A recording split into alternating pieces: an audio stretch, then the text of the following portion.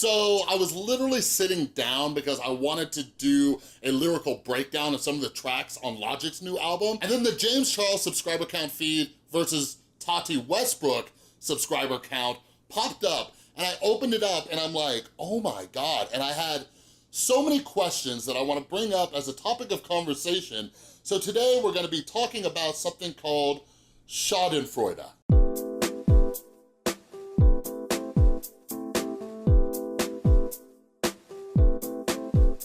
What is up, everybody? This is Chris from The Rewired Soul, where we talk about the problem, but focus on the solution. And if you're new to my channel, what I like to do is take a look at the YouTube community and try to turn this mess into a message. Because what point is watching things like that subscriber count behind us if we're not trying to learn from them and apply it to our everyday life? So if you're into that kind of stuff, make sure you subscribe and ring that notification bell. So yeah, like I said, this right here popped up on my screen. I'm like, what is this? And I clicked on it, right? Obviously, I've heard about how many subscribers James Charles is losing, how many Tati is gaining. She just passed 7 million, right? But that's not what was fascinating to me. What was fascinating to me is that right here, in this live stream, there are over 20,000 people, okay? That is 1/3 of a football stadium sitting in a live stream right now watching these numbers. And I'm like, oh my God, like, I remember when the Dramageddon happened last year with like Manny, MUA, and Laura Lee, and seeing things like this, but there was maybe like hundreds or maybe a couple thousand. This has 20,000 people. And just when I imagine that many people, I just have so many questions. Some of you who have been long-term like rewired soldiers, you know that I kind of just take a look at human behavior and our thought processes, and I'm just like, what's going on? So when I saw this, I was just like confused and interested, and I started like looking on the internet to try to see like, is there something that makes sense? So we are going to be talking about Schadenfreude, all right? And I hope I'm saying that right. I actually did like the Google like thing a few times to try to see if I can hear it. Schadenfreude. Schadenfreude. But anyways, it kind of reminds me of just like people who would go to the viewing of somebody like getting the electric chair, right? Like this kind of feeling of justice being served. Now, what is Schadenfreude? Schadenfreude, just the loose definition of it, is getting pleasure out of somebody else's pain, right? And I was trying to look for something a little bit more fitting for this situation, because there are some people who just get natural pleasure out of seeing other people's pain, but this is a different case because it's when like karmic justice is being served, and we're gonna talk more about karmic justice in a second. So it's a little bit different with the James Charles and Tati Westbrook situation. And yeah, I ended up stumbling across this Psychology Today article that kind of breaks down why we get pleasure from this, all right? So this article from Psychology Today, I'll link it down in the description below, but here's an excerpt from it. The brain will choose pleasure over fear every time. Have you ever put someone down at work or at home? Just as it is beneficial to include someone in the group, make them a member and access their resources, it is also rewarding to exclude someone from the group, deny them access to resources, and thereby save more for yourself at that other person's expense. We are conditioned to avoid what we fear and seek what gives us pleasure. If alienating someone is pleasurable, perhaps it is also addictive. On some level, we know that to put someone down, to lie, or to cheat is not a good thing to do. Yet, in little ways, we may do it with some frequency. A research team out of the University of Basel, I think I said that right, in Switzerland, gave study subjects extra dopamine, the chemical of pleasure that all drugs and alcohol force the brain to release. People who got more dopamine were more likely to cheat if they knew they were not going to get caught or suffer any consequences. So yeah, what that's saying is Schadenfreude can be somewhat addictive too. Pleasure comes from the dopamine, right? I'm a recovering drug addict and alcoholic. You get addicted to that, right?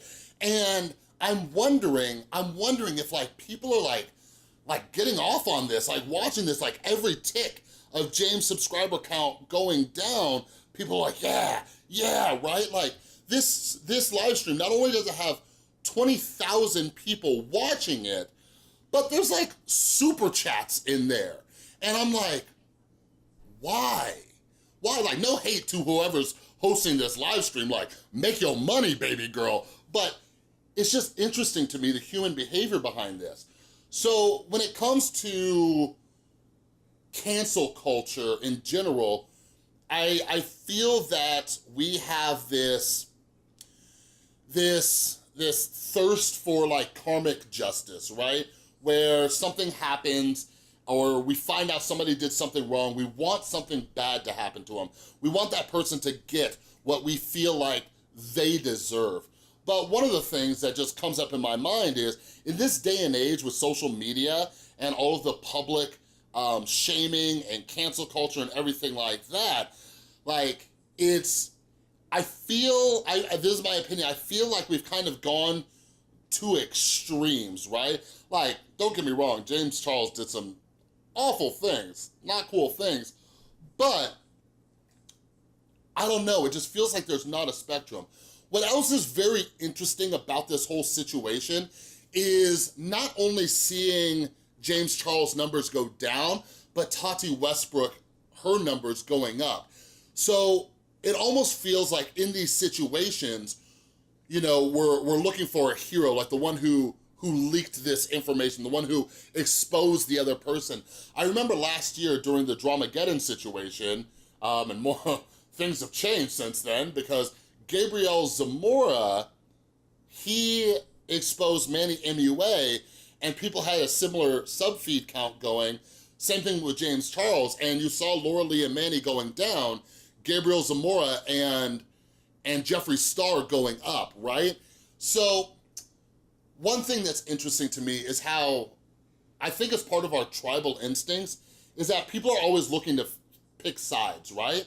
Like, this is something that like goes back to like when I was younger, not too young, but in my early 20s, but like when Twilight was around, right? Like team vampire guy or team wolf guy. I forgot what their names were. Edward and wolf guy, right? Or how about this? Going back to Friends, right? When that whole thing, like they were on a break, you know what I mean? There was like Team Ross and Team Rachel. And I feel like people try to align themselves when these things happen. And why else? Why else? Like, when you look on Twitter and there's so much talk and chatter going around this, and whenever these situations happen with anybody, you see people picking sides, and I feel like people, when, like, part of their just like evolutionary psychology, it's like they're vocalizing on social media, like on Twitter, like, here's whose side I'm on, right? I'm on this side. I'm on this side. Look at me. I'm part of the tribe. I'm not part of that tribe. I am part of this tribe. Accept me, right? And I would love to hear from all of you. Like, if you're somebody watching this live stream, tell me down in the comments. Like, I'm trying to understand, I'm trying to figure this out. Like, dang, there could be some great psychological studies on this thing. Like, why are you watching this, right? Why are you so fascinated by this? Why are you intrigued by this? Why are you getting pleasure out of this? Why have you vocalized whose side you're on? If you're somebody who switched from James Charles to Tati, like, that's really interesting. Like, why were you not subscribed to Tati Westbrook before? Why are you now, right? Because it almost feels like subscribing to a channel in this day and age, it's not even about you like that creator or you like their content.